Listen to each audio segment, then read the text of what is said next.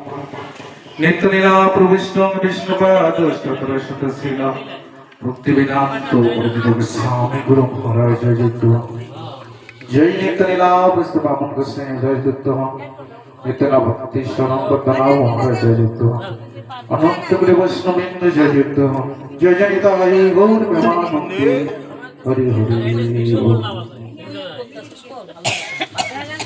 आज के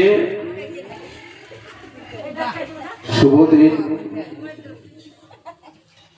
आकाशे मेघ लागले माहिषे दुर्दिन कृष्ण कथा विहीन যেদিন সেদিন হলো দুর্দিন।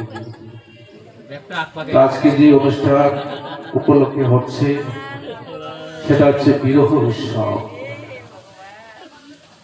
বিরহ মানে বেদনা, দুঃখের বিষয়।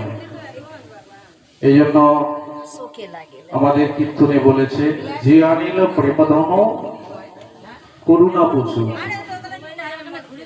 নিত্যানন্দে বিরহ কীর্তন হেন প্রভু কোথায় গেলে আচার্য ঠাকুর। তাহলে এই মহাপ্রভু পৃথিবীতে এসেছিলেন, তিনিও এই লীলা সম্পূর্ণ করেছেন। বেশি দিন এই পৃথিবীতে ছিল না। কতদিন ছিল? হরে কৃষ্ণ কথা পড়ে একটু শ্রবণ করে তারপর শোনা। সময় কিন্তু সবসময় মেলে না। এখান থেকে বাড়ি গেলে কিন্তু এই হরিকথাটা শুনতে পারবেন না, শোনার জায়গা আছে। এই জন্য হরিকথা শুনতে হলে মন প্রাণ দিয়ে শুনতে হয়।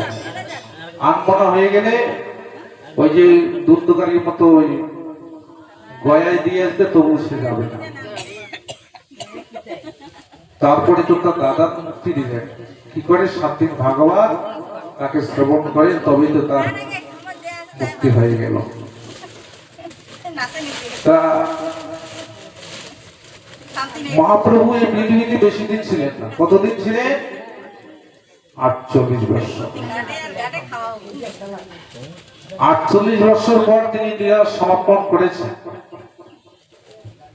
আর আমাদের আয়ু সংখ্যা কত দিলে কলির জীবের 100 বছর। আর মহাপ্রভু নিজেই 48 বছর থেকে চলে গেল। অনেকে আছে দেখবেন 60 বছর 70 বছর হয়ে গেছে, এখন ভগবান মানে না। ভগবান যে কি বস্তু সেটাও জানে না। তাহলে শাস্ত্রে বলেছে